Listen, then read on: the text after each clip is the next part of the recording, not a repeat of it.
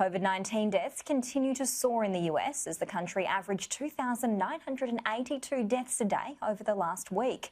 Government agencies are monitoring a new variant of the virus and what it could mean for the effectiveness of current vaccines. By nearly every measure, it's as bad as it's ever been. The first full week of 2021 brought yet another record average daily COVID-19 death count, more strain on the nation's hospitals, and a warning about a possible COVID-19 variant from the U.S.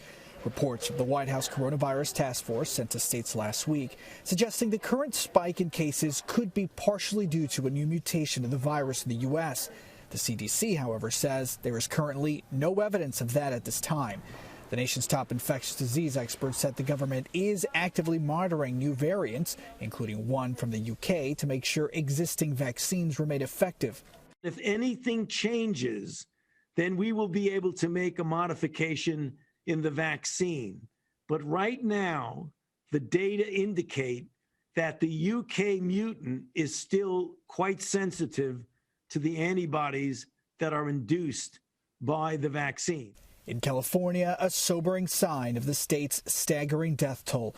Nearly 90 refrigerated trailers are being dispatched across the state. They'll serve as mobile morgues for storage of those who have lost their COVID-19 battle.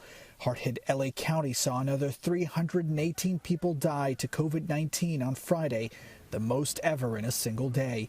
And in some of the nation's hospitals, there is little to no bed space left, with every day this week seeing more than 100,000 hospitalizations. Much of the country remains behind on vaccine efforts. According to the CDC, these states have administered less than a quarter of their vaccine supplies, with only 3 administering over half of their allotment.